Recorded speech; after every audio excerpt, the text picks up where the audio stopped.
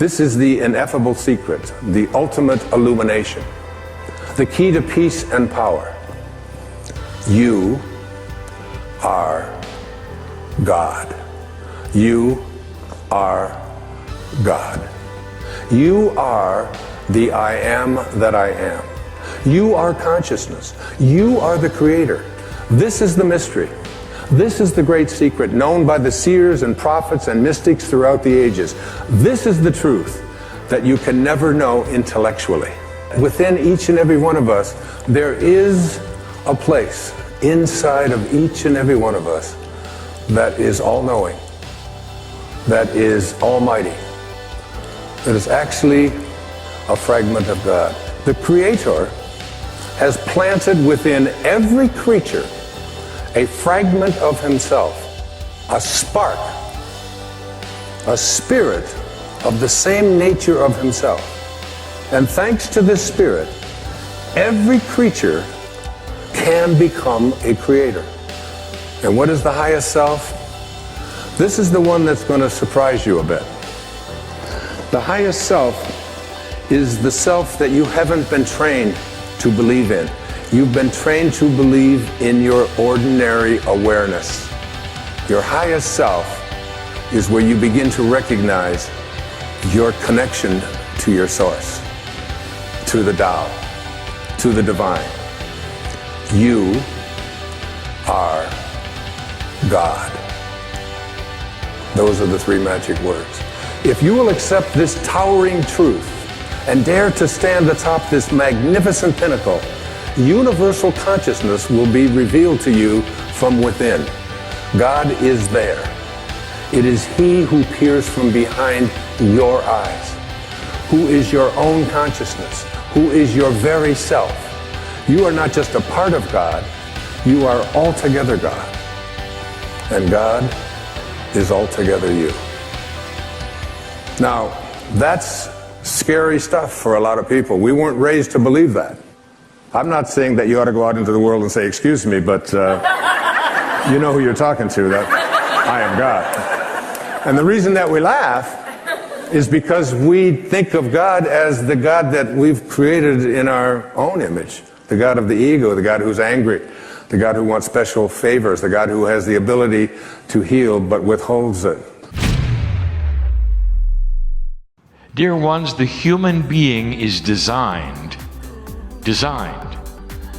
to create certain kinds of energy, mostly through conscious thought, that which you have called intent, intuition, and it is focusable. When you think of a consciousness, you think of something that might be static. He has perhaps a certain consciousness, you would say. We think of consciousness as something that is targeted, that has a focus, that has purpose and reason. You might then have a consciousness of belief. And that is something we wish to speak of. What is your belief? Specifically, what is your belief about what you can do? And it will range from nothing to everything, depending upon that which we have called the filters of the human being. But I want you to rethink for a moment what you think belief is. For us, belief is focusable energy. Inside you right now, there is an engine of belief. We use the word engine because when you start it, it produces something. It goes somewhere. It's a vehicle of energy. If you sit for a moment and you ponder what is possible with what you've learned today, do you believe it? And there will be different degrees of this. And it will depend upon that which has happened before, what you have tried, whether you believe There's the word. Whether you appreciate how much physics is involved in belief. Energy is something that you can measure and track and see. In the case of consciousness, intention, belief, intuition, they seem like esoteric, elegant concepts and not physics. But to those who have the knowledge of multidimensionality, it's a puzzle in physics. What if I told you that your degree of belief postures your ability for healing? Your degree of belief postures your ability for ascension on the planet.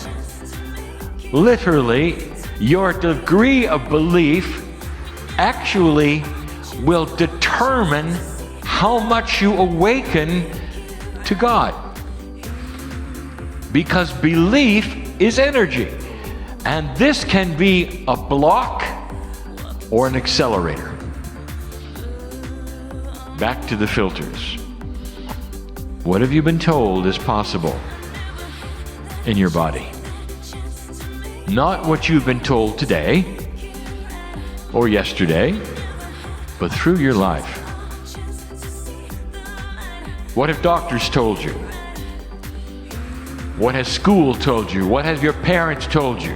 What have those around you told you? Is the paradigm of what is possible with the human body. I give you this right now so you'll understand the profundity of your power. As you leave the room, do you believe what was taught today? Or do you simply accept it as something nice? Perhaps as principles of the future, or for someone else. You may see, yes, I believe it. Really? Really? Enough so that you can use it and expect the results that are possible? Early in life, you decide what is possible and impossible, and you put yourself into a perceptive prison. I want to show you just how powerful you are. You have heard of stories where a human being can heal themselves instantly. Spontaneous remission is what you call it. The people who stand around the bedside of someone who has had this happen are rejoicing and praising Spirit, laughing and crying at what has happened, a miracle in the body of their loved one. Medicine calls it spontaneous remission. Those who are spiritual call it a miracle because it's unexpected, because you don't believe it, because you don't think the human body is designed for it. Therefore, it had to be from God. Oh, dear human being, you just watched the power that every single human has within them through the energy of belief. And for whatever reason, and perhaps it was the end of the string of belief for the person who was perhaps affected. And for an instant, they relaxed and surrendered anything that anyone had ever told them was possible and allowed their body to instantly heal themselves of some of the worst the planet can give you. That's belief. You are absolutely a product of what has happened to you in the old energy and in the past. You carry around blocks and filters you don't even know you have. And the question you would ask is, if I don't know I have it, how can I get rid of it? And the answer has always been the same. Don't worry about the minutia. You have the ability to soar beyond these things through that which is your intuition and that which is the power of affirmations, the power of talking to the smart body within you, that power of training the innate, that all things are possible through that which is love and compassion. It'll take care of it. Because your innate body is responsible for shattering those beliefs through your consciousness of permission to do so. You've got to build the bridge between the energy of the conscious human being and that which the smart body does. For all of the blocks and the filters are in place within your innate because you created them and you put them there through that which is called life living. You've cognized things that you don't need anymore. That is to say, you believe things that you were told that you don't need anymore. It's time to tell innate who you are. There is a tendency, finally, there is a tendency, dear ones, for you to start listing what you can't do. You'd even know you're doing it. Did you know that you list your blocks when you decide, how can I do something? How many times do I do it? What is the process of doage? Every single one of those is being asked because there is a block in your mind to go beyond. Do you see how it works? If you stop asking the questions of how many and how, when and where, and why, and instead go to the source of the issue, that's going to be the compassion of the Creator you carry around with you, that's literally sitting there, a jar ready to be opened and put upon you by a source which is always in you, that is the consciousness and the compassion of the Creator. You got it, old soul, you've got experience in it. The statement has been, when do you give permission? And when do you give an affirmation of the I am? Why don't you start with this one? I give permission to be the I am. You have just told your innate to clear these things and stand by for the magnificence to come. And so even without knowing how the body works, you still stand up and walk, and you still eat. You still love. You still have conversations of complexity and all these things without knowing how anything works in the human body. Not really. All you have is that great measuring device that is yourself. And it tells you how you feel, but it doesn't tell you anything about how it works. And where I'm going with this is I want you to relax for a moment while I tell you how complex God is. If it's true that God is in you, it means that the complexity of God is in you. Can you imagine something beyond even intelligence? It's not a word you can even use. Intelligence is a measure of what you think intelligence is. God is not intelligent. God is everything. God is. Beyond any measure that you could possibly understand. God is. Complex beyond anything you can believe.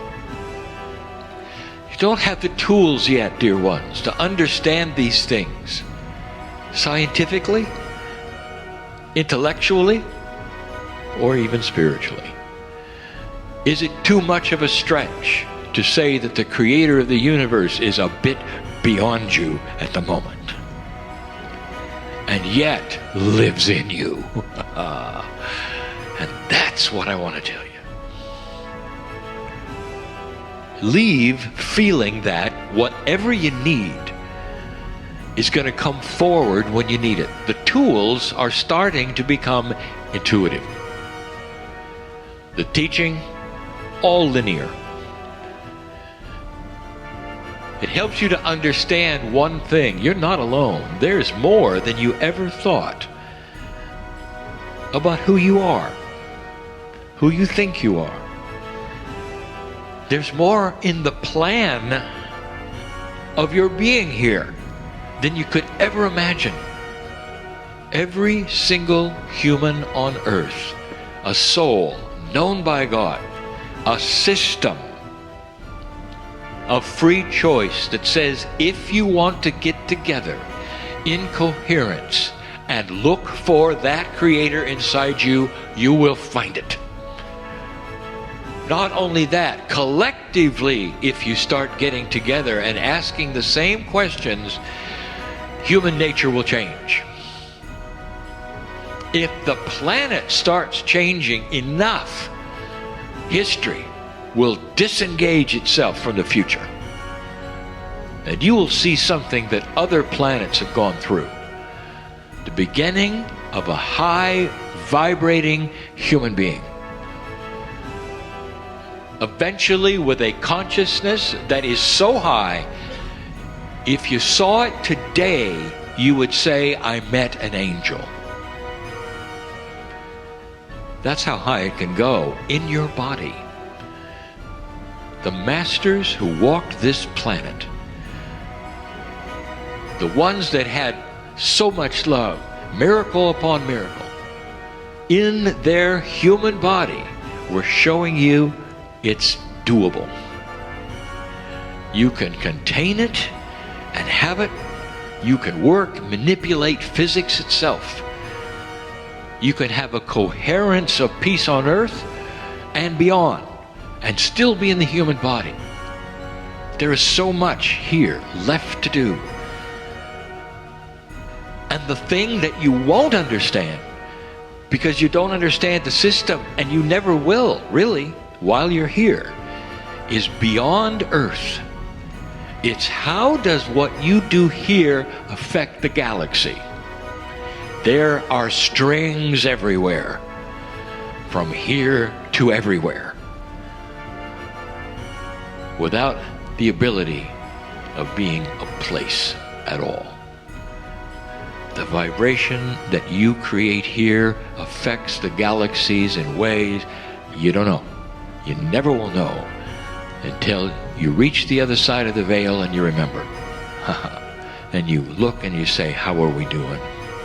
How are we doing? And then the plan shows itself yet again in its glory, its splendor, its beauty, and its love. Don't let the minutiae bog you down. I want you to surrender to the creative source enough to say, I don't understand it, but bring it on. Love me so much that I won't care how it works. But show me every day that it does.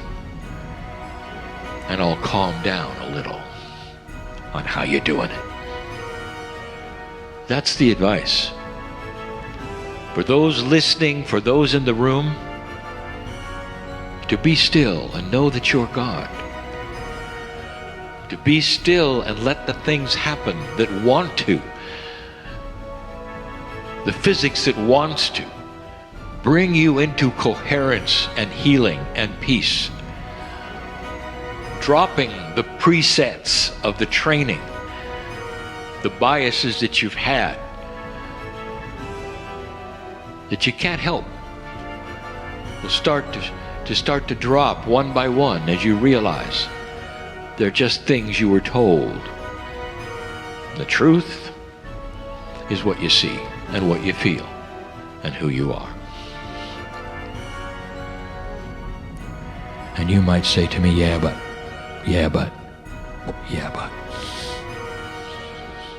And that is the old energy speaking to you. Recalibrate and start seeing what is possible. Finally, this. The more science takes a look at atomic structure, in the most small, and when they look at the universe in the most large, they see a commonality. They're starting to see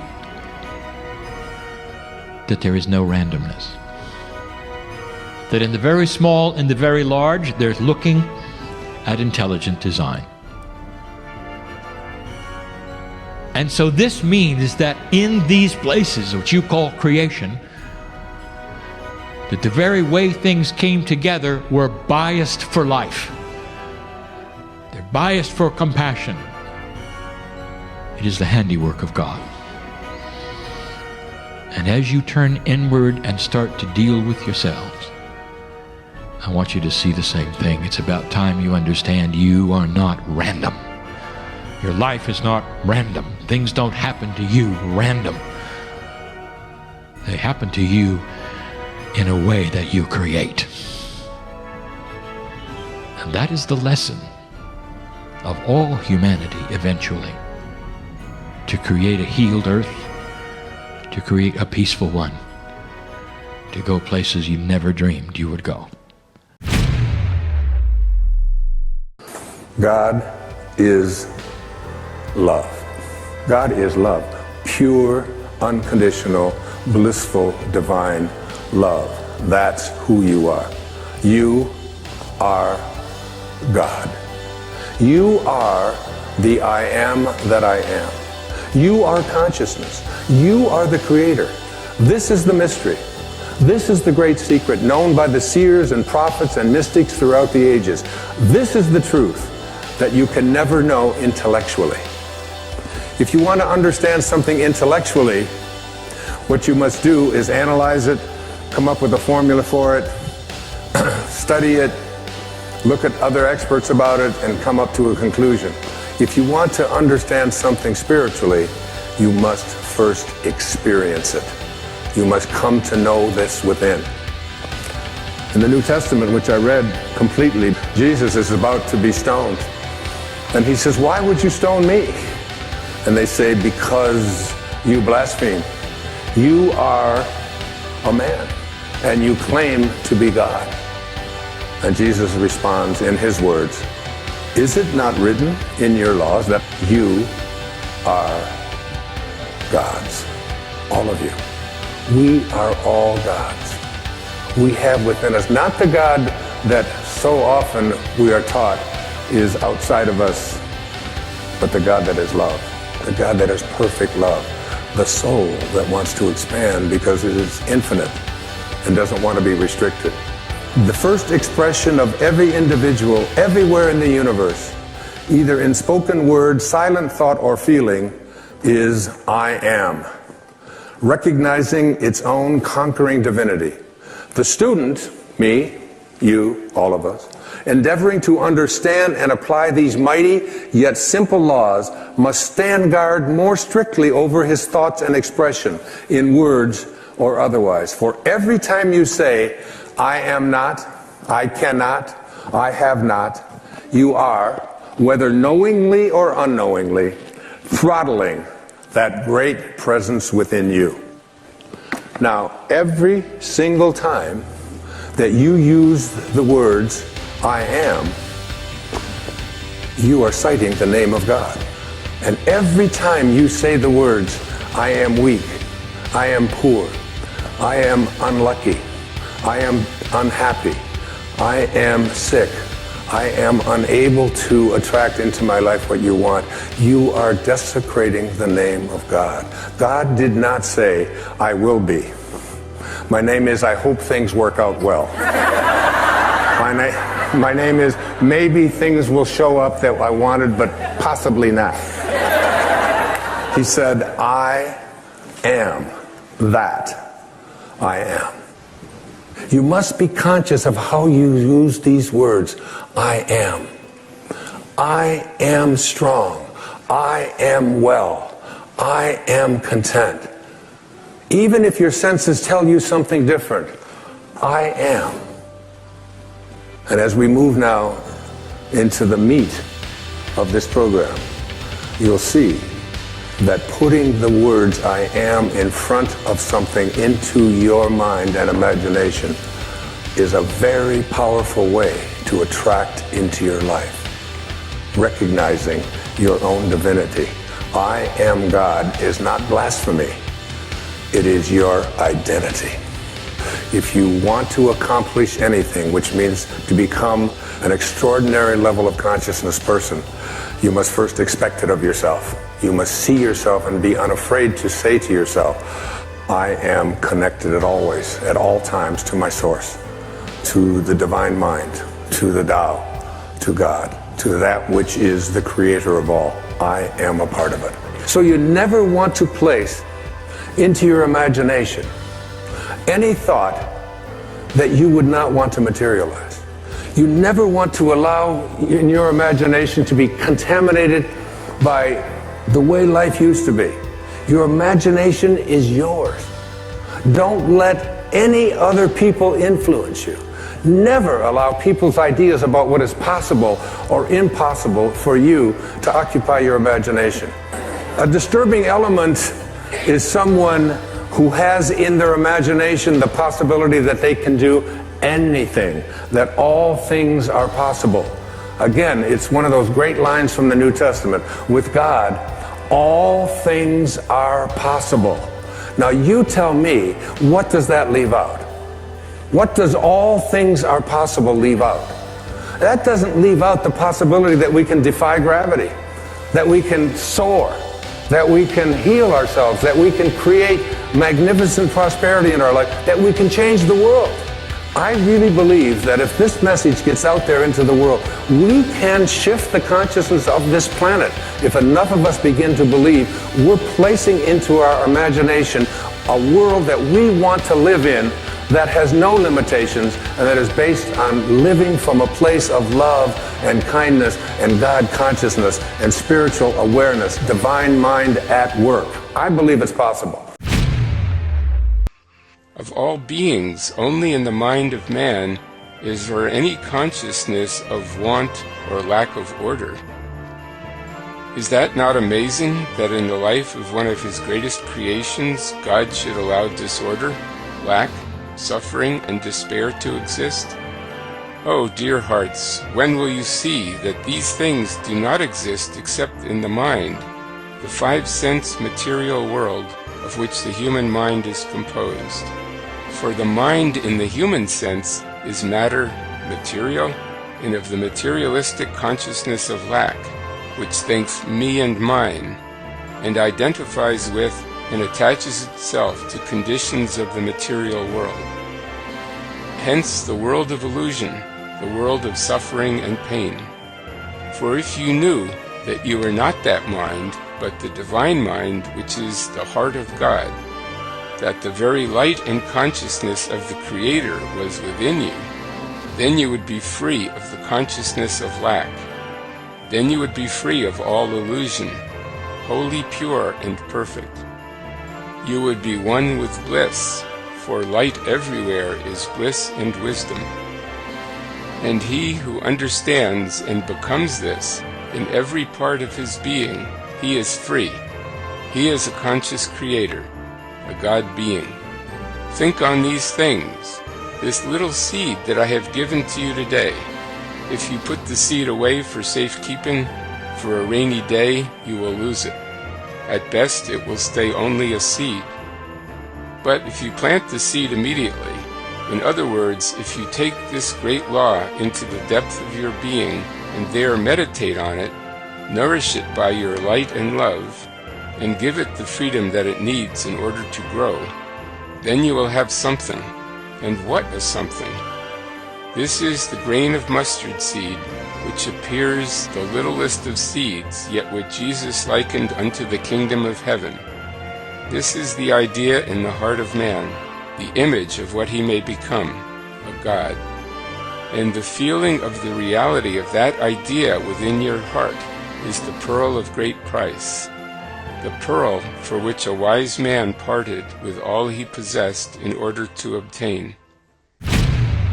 Alright, if you like that, here are 7 more things for you. Number 1, download the free Awaken Your Avatar report. Number 2, take free trials of our self and world mastery courses. 3, download the free A Happy Pocket Full of Money illustrated book. 4, help me make more videos faster by supporting me on Patreon, and I'll reward you with some very, very cool perks. 5, subscribe, comment, and share this video. 6, get our cool merchandise like t-shirts, hats, mugs, and book recommendations. 7, help translate these videos' captions if you can. Thank you very much, and see you later.